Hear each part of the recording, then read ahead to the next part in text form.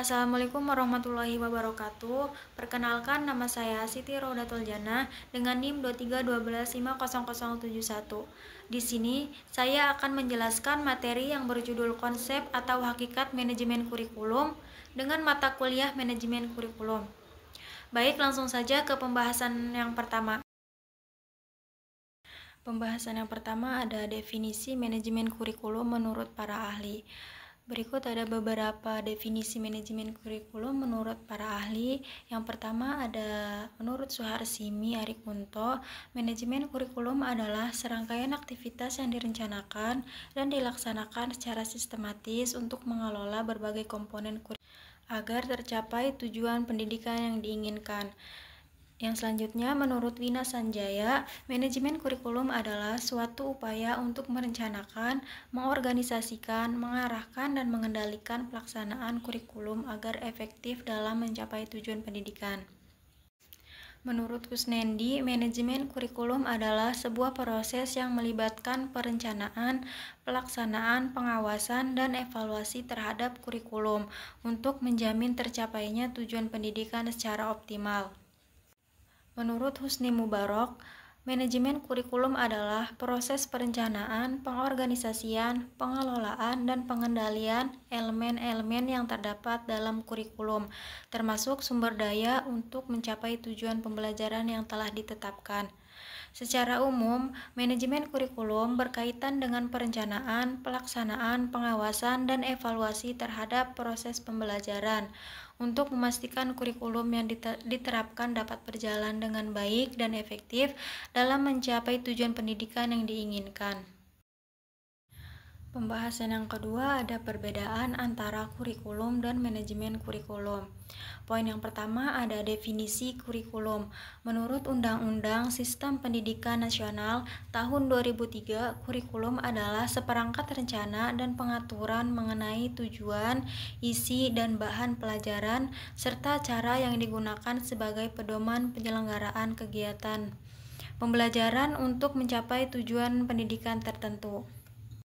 Sedangkan menurut Wiles menyatakan bahwa kurikulum merupakan seperangkat tujuan yang diinginkan atau nilai-nilai yang diaktifkan melalui proses pengembangan dan berujung pada pengalaman belajar dengan sukses bagi siswa. Poin yang selanjutnya ada fokus kurikulum. Fokus kurikulum ini merujuk pada area utama yang menjadi perhatian dalam perencanaan dan pelaksanaan kurikulum di suatu lembaga pendidikan. Fokus ini bertujuan untuk memastikan bahwa pembelajaran yang diberikan relevan dan berkualitas, serta mendukung pencapaian tujuan pendidikan.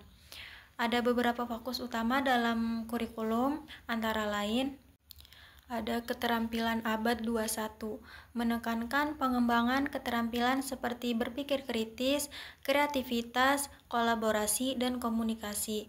Selanjutnya, inklusi dan keberagaman, memastikan kurikulum dapat diterima dan diterapkan untuk semua siswa, terlepas dari latar belakang atau kemampuan mereka.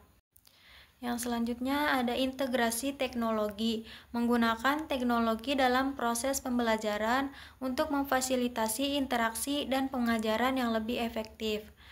Yang selanjutnya pengembangan karakter, fokus pada pembentukan nilai-nilai moral dan etika pada siswa. Yang terakhir ada evaluasi berkelanjutan, menggunakan berbagai metode evaluasi untuk memantau perkembangan siswa sepanjang proses pembelajaran. Fokus kurikulum dapat berbeda-beda tergantung pada kebijakan pendidikan negara atau lembaga pendidikan tertentu. Pembahasan yang selanjutnya ada sifat kurikulum. Sifat kurikulum ini mencakup berbagai karakteristik yang menggambarkan bagaimana kurikulum dirancang dan diterapkan dalam sistem pendidikan. Ada beberapa sifat utama kurikulum, yaitu ada fleksibilitas. Kurikulum harus dapat disesuaikan dengan kebutuhan dan kondisi siswa, guru, serta perubahan sosial dan teknologi. Hal ini memungkinkan penyesuaian berdasarkan perkembangan zaman dan kebutuhan lokal. Selanjutnya, relevansi. Kurikulum harus sesuai dengan tuntutan zaman dan perkembangan ilmu pengetahuan serta kebutuhan masyarakat. Selanjutnya, terstruktur. Kurikulum memiliki susunan yang jelas mulai dari tujuan pembelajaran, materi, metode, hingga evaluasi. Struktur ini membantu dalam pelaksanaan pembelajaran yang sistematis. Yang selanjutnya ada berorientasi pada tujuan. Setiap bagian dalam kurikulum dirancang untuk mencapai tujuan pendidikan tertentu, baik itu dalam hal pengetahuan, keterampilan, maupun sikap. Selanjutnya ada komprehensif. Kurikulum mencakup berbagai aspek pendidikan, termasuk pengembangan intelektual, emosional, sosial, dan fisik siswa. Selanjutnya ada berbasis pada kebutuhan peserta didik. Kurikulum disusun dengan memperhatikan kebutuhan, minat, dan potensi peserta didik. Pendekatan ini memungkinkan siswa untuk belajar secara efektif dan bermakna. Selanjutnya ada dinamis. Kurikulum tidak bersifat statis, melainkan dapat berkembang seiring dengan perubahan kebutuhan pendidikan dan masyarakat. Ini menyangkut pembaruan materi ajar dan metode pengajaran. Selanjutnya, berfokus pada pengembangan karakter. Selain pengetahuan dan keterampilan, kurikulum juga mengedepankan nilai-nilai moral dan etika untuk membentuk karakter siswa yang baik. Yang terakhir ada evaluatif. Kurikulum memiliki mekanisme untuk mengevaluasi hasil pembelajaran dan pengembangan siswa secara berkelanjutan, sehingga pembelajaran dapat ditingkatkan dan disesuaikan dengan kebutuhan. Pembahasan yang selanjutnya ada contoh. 1. Contoh kurikulum. Kurikulum mata pelajaran matematika untuk kelas 5 SD. Tujuan siswa dapat memahami dan menguasai konsep penjumlahan dan pengurangan bilangan bulat. Materinya, penjumlahan dan pengurangan bilangan bulat, penyelesaian soal cerita yang melibatkan penjumlahan dan pengurangan. Kompetensi dasar, menghitung penjumlahan dan pengurangan bilangan bulat dengan benar. Menyelesaikan soal cerita yang berkaitan dengan penjumlahan dan pengurangan. Adapun metode pembelajarannya yaitu diskusi kelas, latihan soal individu dan kelompok, pembelajaran berbasis masalah. Selanjutnya evaluasi. Tes tertulis tentang penjumlahan dan pengurangan. Penilaian proyek kelompok untuk membuat soal cerita. Kurikulum di sini berfokus pada konten yang akan dipelajari siswa dan bagaimana pembelajaran itu dirancang. Misalnya, materi apa yang akan diajarkan, tujuan yang ingin dicapai, dan metode pengajaran yang digunakan. Pembahasan selanjutnya ada manajemen kurikulum, yaitu ada definisi manajemen kurikulum. Manajemen kurikulum merupakan gabungan dua kata yang merupakan penggabungan dari manajemen dan kurikulum. Pada pembahasan sebelumnya telah diuraikan pengertian manajemen dan kurikulum berdasarkan pendapat beberapa ahli. Menurut Ari Kunto, manajemen kurikulum adalah segenap proses usaha bersama untuk memperlancar pencapaian tujuan pengajaran dengan titik berat pada usaha, meningkatkan kualitas interaksi belajar mengajar. Pembahasan yang selanjutnya ada fokus manajemen kurikulum. Fokus manajemen kurikulum berkaitan dengan bagaimana merancang, mengimplementasikan, mengevaluasi, dan mengembangkan kurikulum di lembaga pendidikan. Ada beberapa aspek penting dalam manajemen kurikulum, yaitu perencanaan kurikulum, menentukan tujuan pembelajaran, memilih materi ajar, serta menyusun struktur dan organisasi kurikulum yang relevan dengan kebutuhan siswa dan tuntutan zaman. Selanjutnya, implementasi kurikulum, melaksanakan kurikulum yang telah dirancang dengan efektif, termasuk pemilihan metode pengajaran yang tepat dan penyediaan sumber daya yang memadai bagi guru dan siswa. Selanjutnya, evaluasi dan penilaian. Menilai hasil pembelajaran untuk melihat apakah tujuan kurikulum tercapai. Evaluasi ini mencakup penilaian terhadap siswa, proses pembelajaran, serta keberhasilan kurikulum itu sendiri. Selanjutnya, pengembangan kurikulum. Berdasarkan hasil evaluasi, pengembangan kurikulum dilakukan untuk memperbaiki atau memperbarui kurikulum agar tetap relevan dengan kebutuhan pendidikan di masa depan. Pembahasan selanjutnya ada sifat manajemen kurikulum. Sifat manajemen kurikulum mencakup beberapa aspek yang penting dalam perencanaan, pelaksanaan, dan evaluasi kurikulum di lembaga pendidikan. Ada beberapa sifat utama manajemen kurikulum sebagai berikut. Yang pertama ada integratif. Manajemen kurikulum berfungsi untuk mengintegrasikan berbagai komponen kurikulum seperti tujuan pembelajaran, materi ajar, metode pengajaran, dan evaluasi, sehingga semuanya saling mendukung dan bersinergi. Selanjutnya ada fleksibel. Manajemen kurikulum harus mampu beradaptasi dengan perubahan kebutuhan dan tuntutan zaman, baik dari segi teknologi, pengetahuan, maupun perkembangan masyarakat.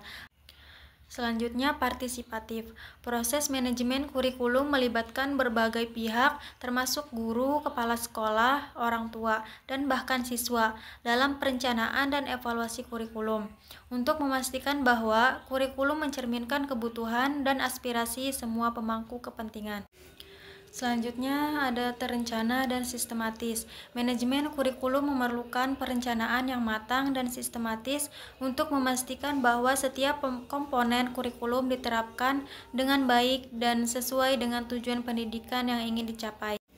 Selanjutnya ada evaluatif. Setiap implementasi kurikulum harus dievaluasi untuk mengetahui keberhasilannya dan untuk melakukan perbaikan jika diperlukan.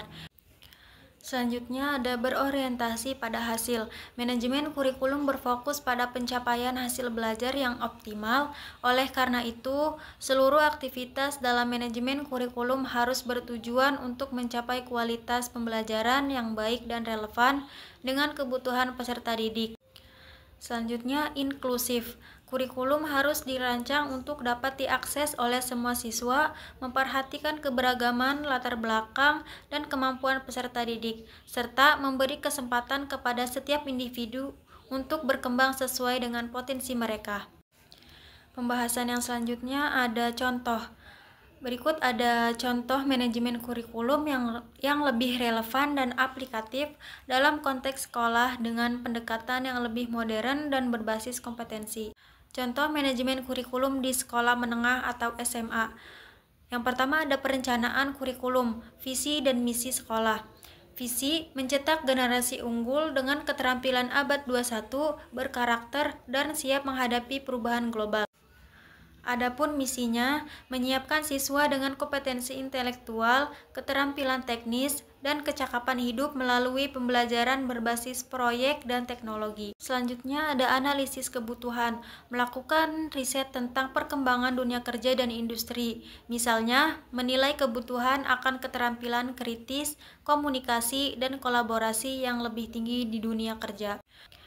Adapun penentuan tujuan pembelajaran, memastikan tujuan pembelajaran berfokus pada pengembangan kompetensi siswa dalam aspek kognitif, afektif, dan psikomotor. Menetapkan standar kompetensi yang mencakup kecakapan digital, kemampuan berpikir kritis, dan keterampilan bekerja dalam tim. Yang selanjutnya, pengembangan kurikulum.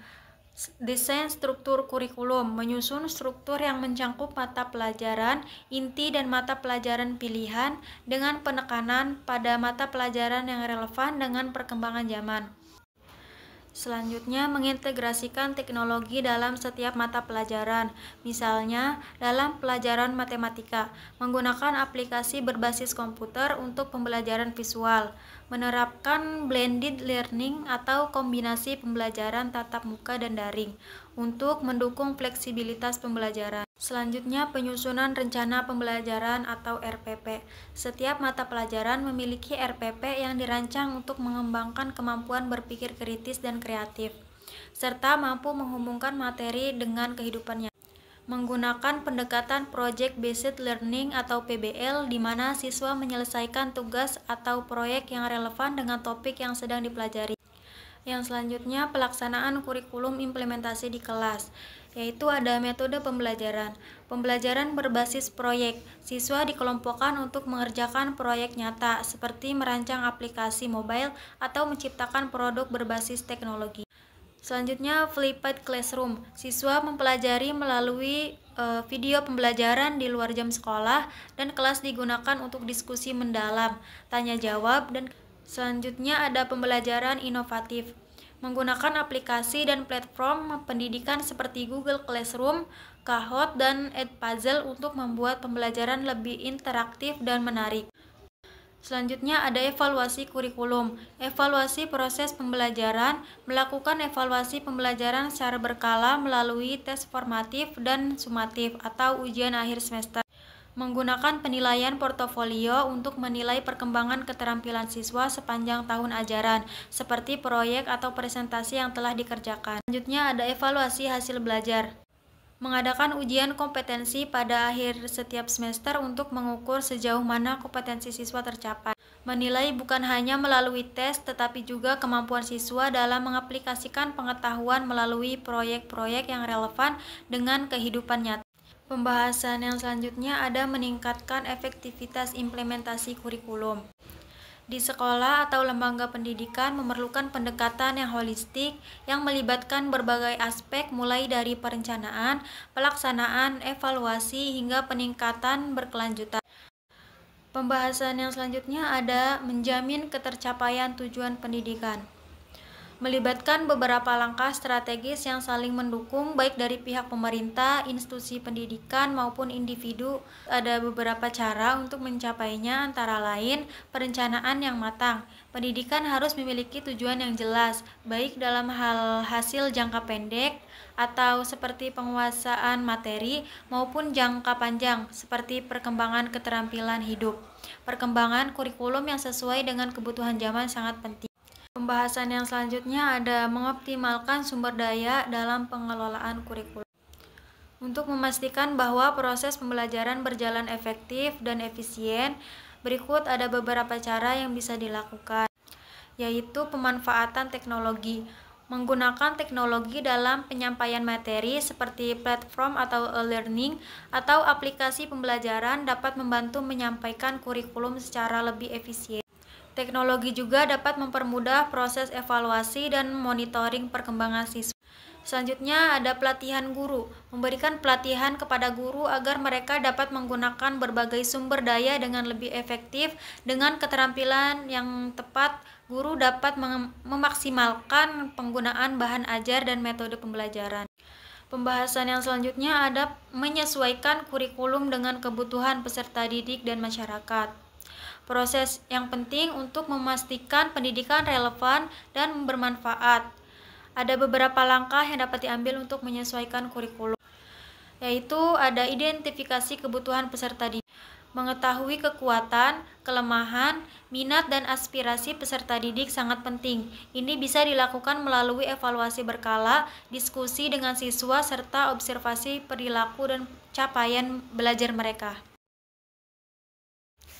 Baik, itu saja yang bisa saya sampaikan. Kurang dan lebihnya mohon maaf. Assalamualaikum warahmatullahi wabarakatuh.